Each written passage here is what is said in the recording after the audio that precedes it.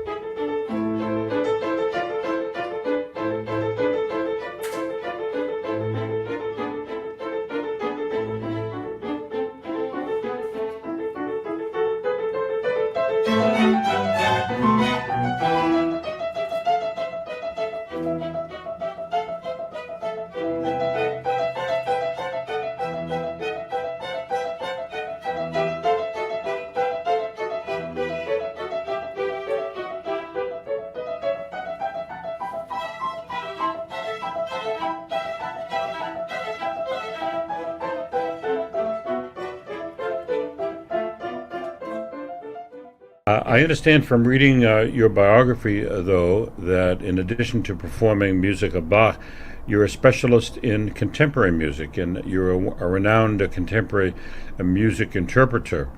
And could you tell us a little bit about your career performing contemporary and new music? Yes, I want just to clarify, because often people think that I play just new music or just new or just Estonian piano music because of some of my recordings. But this is just a part of my activity. If someone look at my concert schedule, they say that I play in equal part every kind of repertoire piece. So it's just to clarify this, because sometimes it's not clear, because I'm not very social and I'm not communicated too much. So people, of course, find some news from me, and they try to join the points, and sometimes are not complete. So this is an opportunity to me to make this clarification. But yes, I think that as a musician is a responsibility, I think, to support music of his time, and of course to support musician and artist of his time, like composer of new music.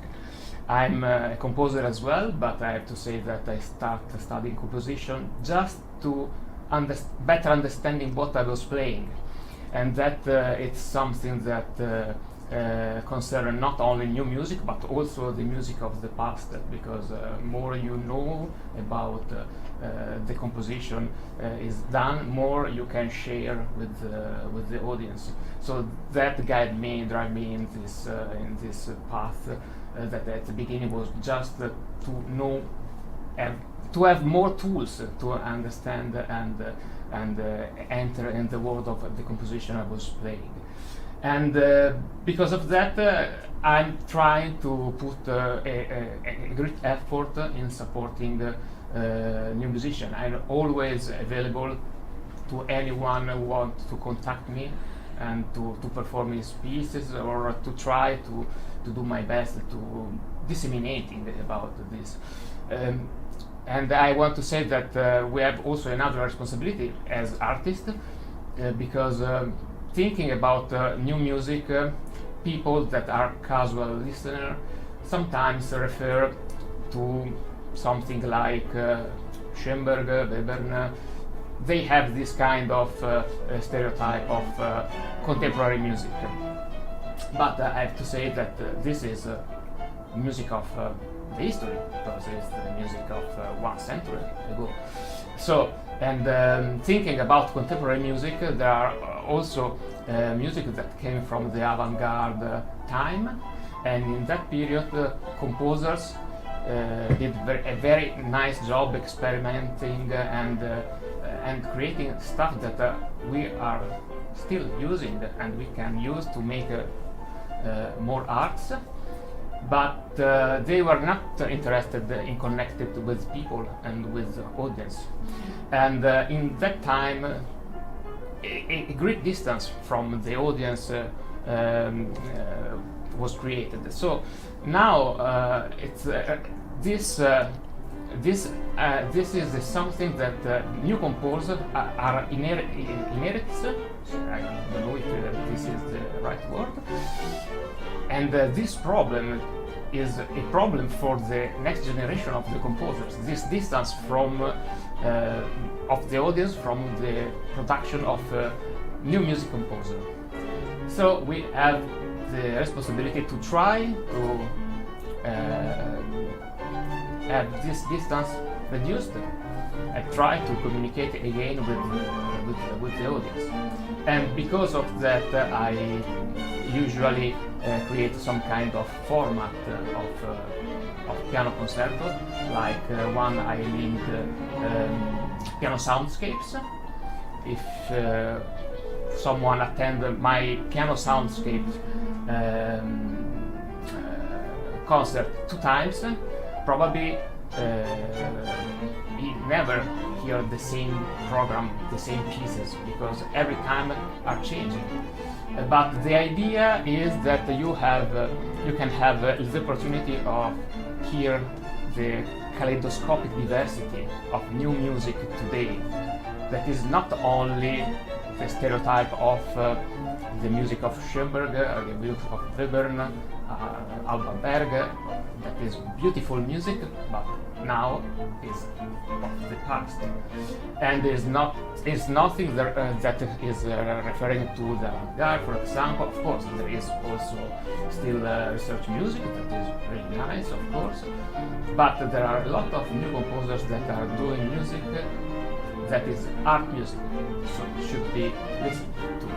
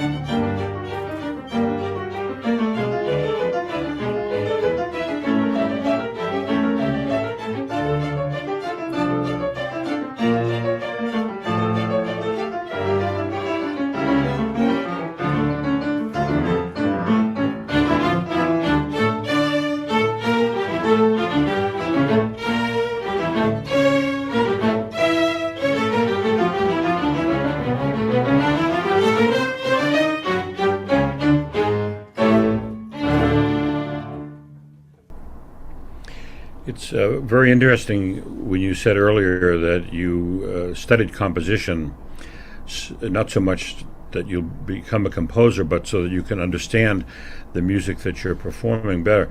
My friend Riccardo Muti, many people don't know, also studied composition for 10 years. So I believe he did that probably for the same reasons. I don't know that the maestro has written too many pieces that we've heard. Also, you talk about the need to explain contemporary music. I remember some years ago attending a concert by Daniel Barenboim, where he was performing not really a concerto, but a piece that involved the piano of Elliott Carter. And I remember a maestro came out on the stage in Chicago, and he played excerpts. He said, "I want you to hear this phrase. Now listen to how lyric it is." He used a word like lyrical. Listen to how beautiful it is. Listen to how sweet this phrase is. And this music of Elliott Carter, but what he really was telling the audience was, this music is lyrical, this music is very sweet, and it is very emotional, and I think that's the point he was making.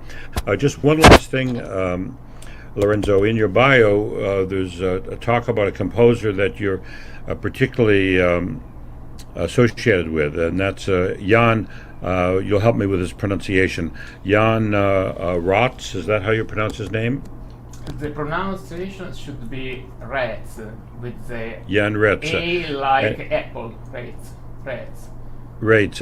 And so tell me about his music, because you seem quite devoted to it.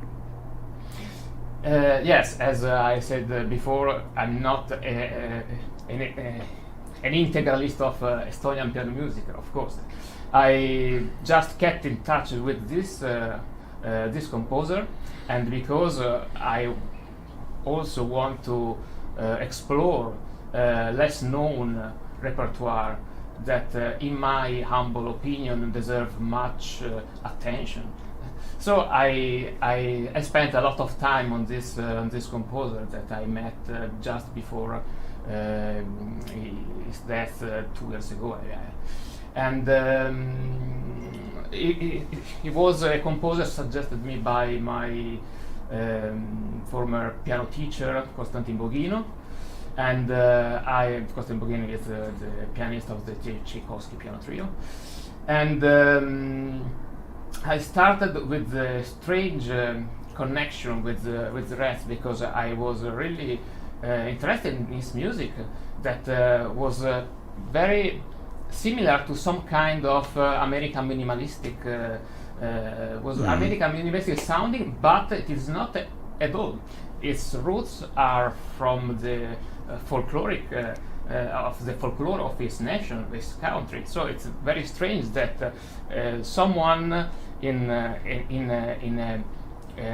limited country like Estonia at that time was under the Russia control. So without any possibility to communicate with the outside, not so easy like we can have right now, of course.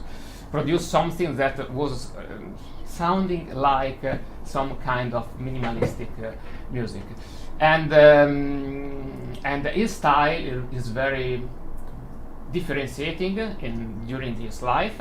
He's starting that is sound like Prokofiev, like Shostakovich, but he has immediately something that is quite personal. You can immediately say, okay, this is something that sounds like Shostakovich, but it's Rust. Immediately. And after that, he developed something more neoclassic style. We can say polystylistic, because on a root of a neoclassic style, he